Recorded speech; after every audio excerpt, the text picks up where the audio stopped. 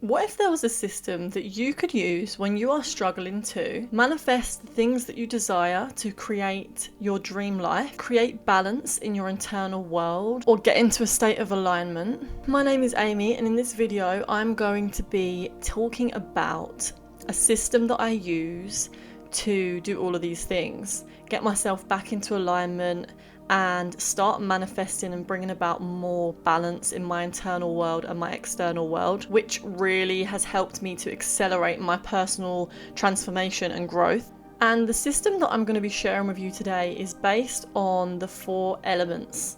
So water, earth, fire and air, and these are spoken about across many different spiritual teachings and traditions, like astrology, for example, the tarot, even in the chakra system. The chakras are related to the elements. And so I'm going to be going through the 4 elements, telling you how you can use each one to identify your blind spots. I will also be giving you some examples of how this has transformed my own life, and then I'll be giving you some journaling prompts for each element to really help you to start asking yourself those questions and understanding where and which elements you could be out of balance with and which element you could be bringing into your life a little bit more.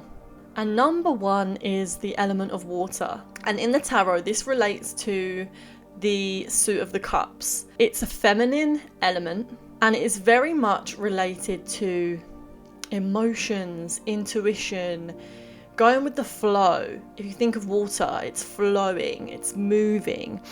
It's related to feelings, relationships, healing, cleansing, depth, change, movement, and normally movement in the form of like dance.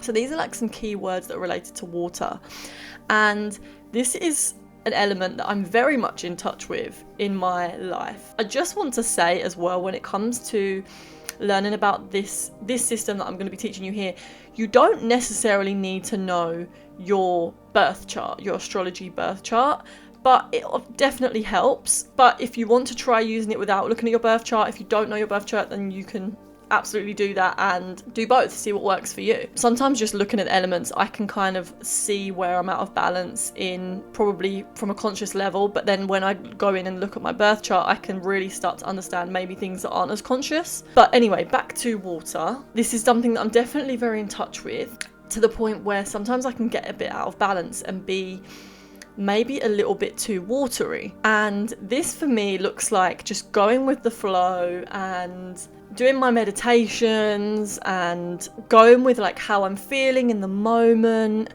which can create a little bit of a lot lack of discipline and structure and strategy towards my goals. And I went for a stage in my life where I was doing just that. I was learning about the feminine divine. I was trying to cultivate more feminine energy in my life, and I was trying to manifest things without actually taking any action. What I quickly learned, well, not quick enough, but I learned that this was actually causing me to not be in a very good financial situation.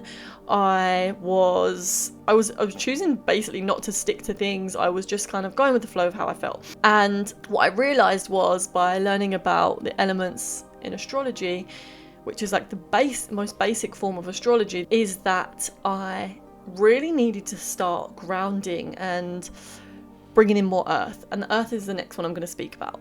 And once I did that, that area of my life really starts to improve. So some journaling prompts that you can use to get a sense of where you're at. How can I express myself creatively and emotionally? How can I create space for new opportunities to arise? What emotional issues might I be avoiding? How can I bring about more beauty in my life? And what helps me to stay calm and in control of my emotions? So if I were you, I'd just write these down and write down whatever the first answer is that comes to your head. This is like an intuitive process. And as I go through these different questions for each element, you might be able to notice which ones you are more out of balance with. For me, I noticed that the ones that I understand the most, like I really understand water and I feel like I just get water so much. I'm with like air, for example, I found it hard to even understand, like more of an airy person. So it's something that I know I want to learn more and learn to be more like an air person, to just bring about more balance with the elements. So moving on to number 2 is earth. And some key words related to earth are hard work, finance, making money, organization, stability, practicality, sustainability, planning, grounding, predictability, consistency. So as I said before, when I noticed that I was really watery and going with the flow too much, I realized that I had to really start to bring in more of these earth elements into my life, and that meant working harder and starting to plan my day around what my long-term goals were, being a little bit more disciplined and consistent with the things that I was trying to do. So for me, that looked like having a morning practice that I will get up and do every morning that is going to help me towards my goals and that is in alignment with my dream life. Also, figuring out commitments. So I have created a PDF, which is a commitments review. If you want that PDF, just comment on this video saying PDF and I will send you that PDF. It basically helps you to figure out what your priorities are, because sometimes we have so many things that we want to commit to that it's hard to actually choose which ones are the most important for us. This is something, and this is a practice that I do, every few months to make sure that I'm in alignment with my commitments. I know what my commitments are. I know what it is that I am prioritizing in my life. And then I can build my schedule, my plan, and those commitments. So some journaling prompts related to earth are: what am I currently committed to? What is my one priority and how can I stay focused on it? What is my relationship with money? How can I create a schedule that supports my goals? And the last one, what does work-life balance look like to me? So number 3 is air, and this is a masculine element. By the way, earth is a feminine element. Air is a masculine element and is related to the suit of swords in tarot. And earth is pentacles. Just a little fact. But air, the keywords for air that we've got are mind, intellect, talking, articulating, breaking rules, mathematics, study, conversation, knowledge, and logic. And obviously there is more keywords, but I'm just giving you some to kind of round things up. And with air, it's actually the element that I am missing the most in my birth chart.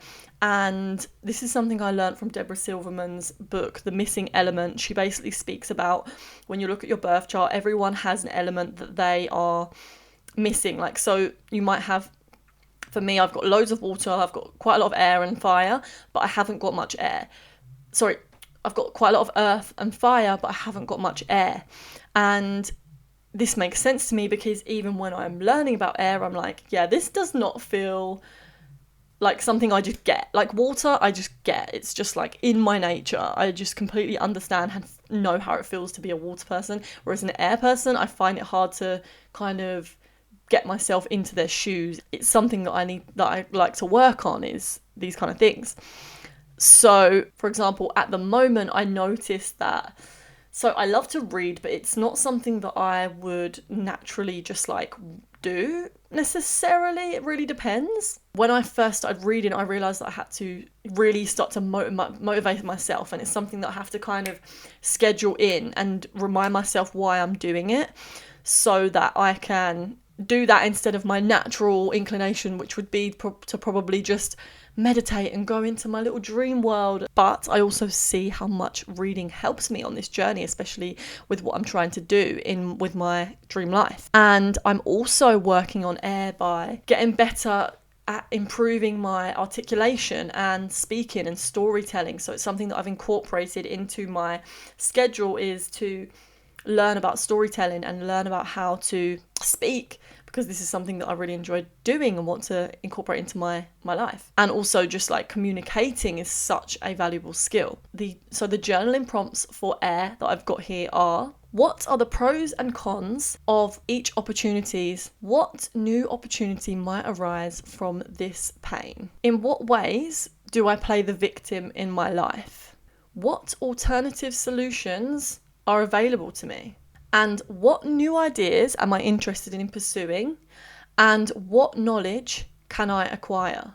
Okay, so number 3 is fire, and this is related to the suit of wands in tarot, and it is a masculine element.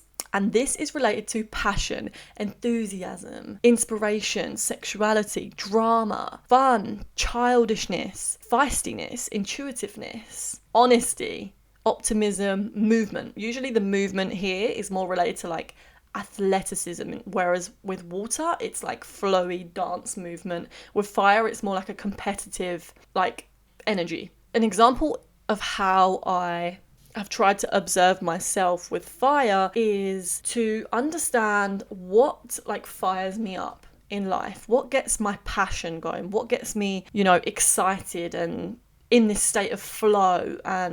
And this is something that I think is really important when we are thinking about our dream life and the career that is unique to us, we are uniquely going to be good at, and that we can provide to the whole as a gift to be of service. One thing that I really think is important to ask yourself is what gets you fired up. And you can use this as a journaling prompt. And for me, you might be able to tell, but talking about things like this, I noticed that if there's someone that is interested in like astrology or spiritual stuff or personal development, personalities, even like psychology, me and that person can just chat for ages. Or if someone like leaves a little opening of like wants to know a little bit more about astrology, I'm like, oh no, you better be ready for this, because I will go off and I will just want to talk about it so much. And I think sometimes we can be a little bit like leaky with our energy. Sometimes if you can sense, for example, for me, this is like a fire thing. If my fire is too out of balance and I am like talking about these things and my passion and I'm channeling it in directions that it's not wanted, then, people might not be ready for that. So noticing when you get like that though is a really, really cool and a really useful way to notice where your energy is best put. So if you're getting really passionate about something and you notice yourself getting so excited about talking about something with someone or learning about it, then you know that it's likely that this is going to be something to do with your purpose and your mission in life. So some journaling prompts are: what inspires me? What gets me fired up? If there were no limitations, what would I create? And what is my mission?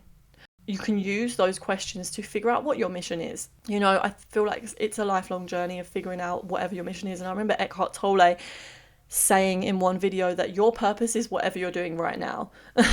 So take with that what you will. I can never say that sentence. Please let me know in the comments if you use the elements or if you have used them and how this has helped you. I'm really curious to see how you guys get on with this, so let me know. But that is it for this video today, guys. If you want to see more videos like this, then don't forget to subscribe. I would really appreciate that. But for now, I'll see you later. Bye.